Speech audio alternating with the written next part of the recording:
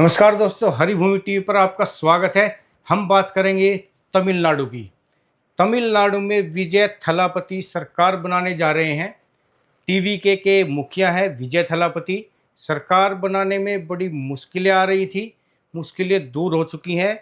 इस वीडियो में हम आपको बताएंगे कि उनकी ये मुश्किलें कैसे दूर हुई, उनका चाणक्य कौन बना, जिसकी वजह से, जिसके दम पर, जिसकी रणनीति से विजय थलापति सरकार बनाने जा रहे हैं। विजय थलापति के पास टोटल 107 सीट का आंकड़ा था। हालांकि विजय थलापति की जो पार्टी है टीवीके पहली बार चुनाव लड़ी थी, 108 सीट उनकी पार्टी ने जीती थी। लेकिन खुद विजय थलापति 2 सीट से चुनाव लड़े थे, दोनों पर जीते हैं, इसलिए उनको 1 सीट छोड़नी पड़ेगी।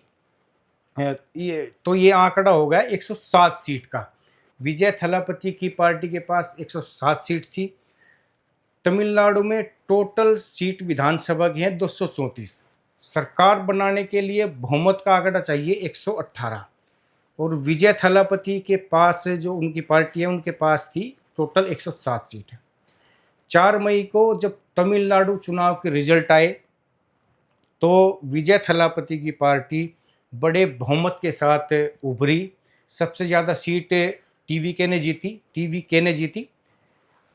सबसे ज़्यादा सीट जीतने के बावजूद परेशानी ये थी, समस्या ये थी कि विजय थलापति सरकार नहीं बना सकते थे, क्योंकि वो बहुमत से 11 सीट दूर थे। यानी कि 107 सीट उनके पास थी, सरकार बनाने के लिए 118 सीटें चाहिए थी। अब जो 11 सीट थी वो लाएं कहाँ से, ये उनके सामने बड़ी परेशानी थी, क्योंकि किसी के साथ उनका किसी भी पार्टी का गठबंधन नहीं था। 4 मई को चुनाव आने के बाद टीवी के प्रमुख विजय थलापति गवर्नर के पास जाते हैं। गवर्नर उनको बताते हैं, बोलते हैं कि 118 सीट का जो आप ना आंकड़ा लेके आए, हमारे पास 118 विधायक लेके आए तो आप सरकार बना सकते हैं। गवर्नर के पास से वापस आने के बाद विजय थलापति की जो मुश्किलें बढ़ी। अब 11 सीट कैसे लाएं, उसके लिए विजय थलापति ने भी पूरी रणनीति अपनाई और इसका जिम्मा, हालांकि पहले वो हर पार्टी से प्रयास कर चुके थे, उस प्रयास में हुआ क्या कि डीएमके से गठबंधन तोड़कर कांग्रेस ने अपने 500 विधायकों का समर्थन, यानी कि कांग्रेस पार्टी ने तमिलनाडु में डीएमके से गठबंधन तोड़कर और विजय थलापति की पार्टी टीवीके को दे दिया। कांग्रेस के पास तमिलनाडु में 5 विधायक हैं, टीवीके के पास 107 विधायक हैं, टोटल हो गए 112 विधायक। यानी कि अब भी टीवीके जो है विजय थलापति की पार्टी, उनके पास विधायकों का आंकड़ा सबसे ज़्यादा था। तो विजय थलापति दोबारा फिर गवर्नर के पास जाते हैं कि मेरे पास सबसे ज़्यादा विधायक है, कांग्रेस का भी समर्थन मिल चुका है और हमें एक सरकार बनाने का हमें मौका दिया जाए, नोटिफिकेशन जारी किया जाए। लेकिन गवर्नर ने उस टाइम भी मना कर दिया कि 118 सीटें लेकर आओ, विधायक लेकर आओ, विधायकों के साइन लेकर आओ, तभी आप सरकार बना सकते हैं। अब विजय थलापति की मुसीबतें बढ़ गई। इसी बीच हुआ क्या कि डीएमके और एआईडीएमके के गठबंधन की बात भी जोरों पर चल गई। एआईडीएमके और डीएमके की कुल सीट मिलाकर 104 का आंकड़ा बैठता है।